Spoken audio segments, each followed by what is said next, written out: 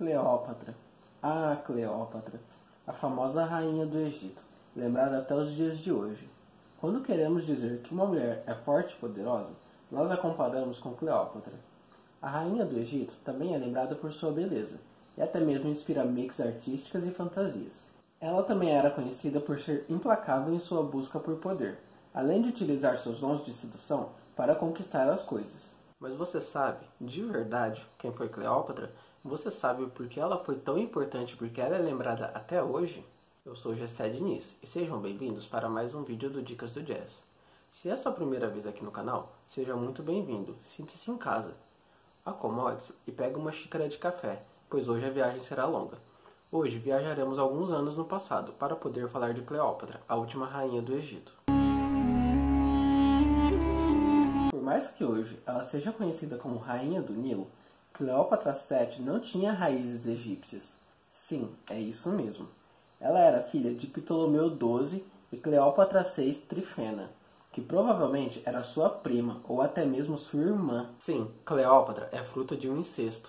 Porém, naquela época, o incesto era tido como algo comum entre as famílias reais. A desculpa para atos incestuosos era manter a linhagem familiar e a pureza de seu sangue. Mas o que as famílias reais não sabiam era que o incesto é algo perigoso, já que ele causa uma série de distúrbios genéticos nas crianças. Ptolomeu XII era um general greco-macedônio, que fazia parte do exército de Alexandre, o Grande. Ptolomeu governou o Egito por 2 vezes. A primeira vez foi entre os anos 80 a.C. e 58 a.C. A segunda vez foi entre 55 e 51 a.C. A vida de Cleópatra foi muito conturbada desde seu nascimento, em 69 a.C. Poucos meses depois que ela nasceu, sua mãe simplesmente desapareceu e ninguém sabe até hoje o que pode ter acontecido com Cleópatra VI Trifena. Um documento datado de 57 a.C. não é considerado como evidência de que ela ainda estaria viva na época. Com apenas 11 anos, Cleópatra fugiu para Roma com seu pai.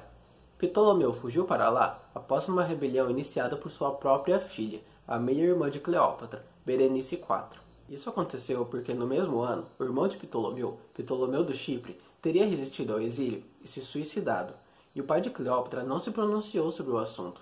Isso diminuiu sua credibilidade e irritou ainda mais os indivíduos que não estavam satisfeitos com o seu governo. Durante esse período, a irmã de Cleópatra não poupou nenhuma violência. Ela matou seu próprio marido e sua própria mãe para assumir o trono do Egito. Só que os Ptolomeus eram conhecidos por serem vingativos, e os amigos romanos de Ptolomeu XII queriam que o pai de Cleópatra recuperasse o trono. Sendo assim, Ptolomeu retornou ao Egito com o exército romano para recuperar o trono. Uma das primeiras coisas que ele fez ao retornar foi executar a meia-irmã de Cleópatra. Então, desde cedo, Cleópatra aprendeu uma lição valiosa sobre sua família. Ou você mata seus parentes, ou eles matam você. Mas não foi a única lição que ela aprendeu naquele dia. Ver o assassinato de sua irmã serviu para que a futura rainha do Nilo percebesse que poder é tudo, e não importa o que você precise fazer para alcançá-los. E algumas vezes, para alcançar o poder, você precisa fazer alguns aliados. Em 51 a.C., após a morte de Ptolomeu XII, Cleópatra, então com apenas 18 anos, assumiu o trono do Egito. Porém, toda rainha precisava de um rei, e seguindo a tradição ptolomaica, precisava manter o reinado apenas em família. Sendo assim, Cleópatra casou-se com seu irmão mais novo, Ptolomeu XIII, que tinha apenas 10 anos. Não que tudo estivesse dando certo, mas acabou piorando. 2 anos após o casamento, o irmão/marido de Cleópatra armou um golpe, e a rainha do Nilo foi exilada. Naquela época, embora o Egito fosse um país bem rico, ele era dominado pelo poder romano, um império que dominou o mundo antigo. Cleópatra sabia que, se ela pudesse envolver no Egito algo que interessasse aos romanos, ela recuperaria o trono. Mas aí que tá, o que ela poderia fazer? O que fosse preciso. Cleópatra conseguiu marcar um encontro com Júlio César. Sim, o famoso imperador de Roma estava no Egito, e Cleópatra resolveu tentar conquistar a confiança dele, e em seguida se aliar a ele. Ela era persuasiva, e sabia que conseguiria se aliar ao imperador romano. Então ela decidiu levar um presente para César, ela mesma. Sim, você não entendeu errado. Cleópatra entregou a si mesma como um presente para Júlio César. Os servos do imperador levaram um grande tapete para sua sala. Cleópatra estava enrolada nesse tapete, tipo um enroladinho de salsicha. Mas aquele não era só um ato de amor, era um contra-ataque a seu irmão. Se seu irmão soubesse que ela estava ali, ela morreria. Se César não quisesse se unir a ela, ela morreria. Ela não podia falhar. Isso surpreendeu César, e os dois acabaram se tornando amantes. Isso deu um poder enorme para ambos. Com poder suficiente e com a influência de Roma, o imperador romano declarou que Cleópatra e seu irmão governariam o Egito. Isso não foi visto com bons olhos. E no passado, o que as pessoas faziam quando não concordavam com alguma coisa? Isso mesmo, uma guerra foi iniciada. Isso aconteceu principalmente porque Arsínoe IV, a irmã de Cleópatra, não concordava que sua irmã fosse rainha no lugar dela. Essa guerra ficou conhecida como a Batalha do Nilo. A história diverge a partir desse ponto.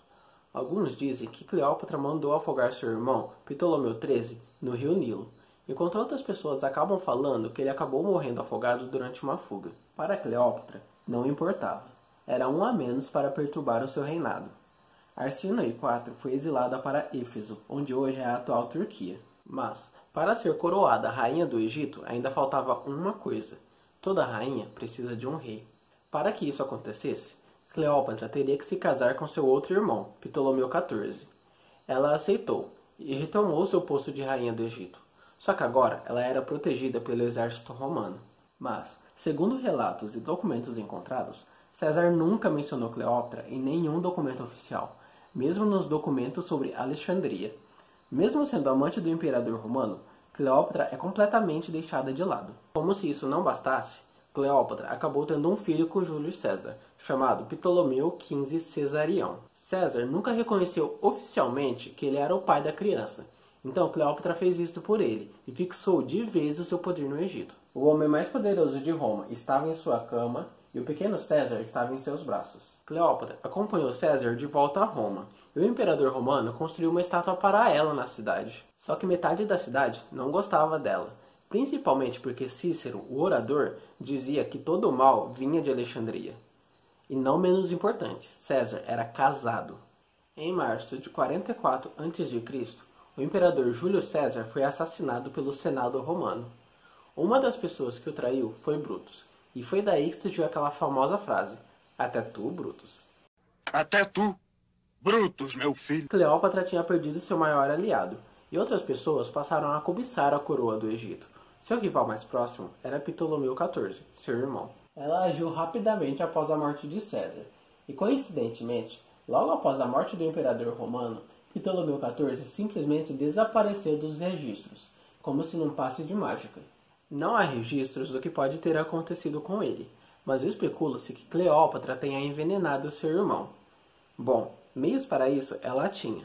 Cleópatra tinha acesso a várias plantas venenosas e também a alguns metais. Toxicologistas acreditam que tenha sido acônito, já que ela tinha fácil acesso à planta e a morte era bem rápida. Ela tinha se livrado do irmão, numa atitude completamente psicopata, mas sem César ela continuava vulnerável. Era hora de conseguir outras alianças. Sexo e sedução funcionaram com Júlio César, então ela decidiu utilizar a mesma arma e acaba se aproximando de Marco Antônio, que foi um dos generais de César. Para impressioná-lo, Cleópatra chegou num enorme barco revestido de ouro, vestida como Afrodite, a deusa grega do amor. A relação dos dois dá muito certo. Historiadores acreditam que a relação deles era bem mais profunda do que a que Cleópatra tinha com Júlio César. Era muito mais do que só sexo. Era romance, era luxúria, era poder. Juntos, eles controlavam territórios no Oriente, que iam da Armênia até a Líbia. De uma infância incerta, Cleópatra conquistou o trono do Egito. Mas enquanto Arsínoe estivesse viva, o trono estaria ameaçado. O ano era 41 a.C. A irmã de Cleópatra está em Éfeso, vivendo no local religioso que garante a sua proteção. Foi então que Cleópatra pediu a Marco Antônio uma prova de amor, o assassinato de Arsínoe. A rainha do Egito não podia matar sua própria irmã, mas seu amante podia. E ele fez isso. Marco Antônio assassinou Arsínoe no templo de Ártemis. Arqueólogos acreditam ter encontrado o túmulo de Arsínoe.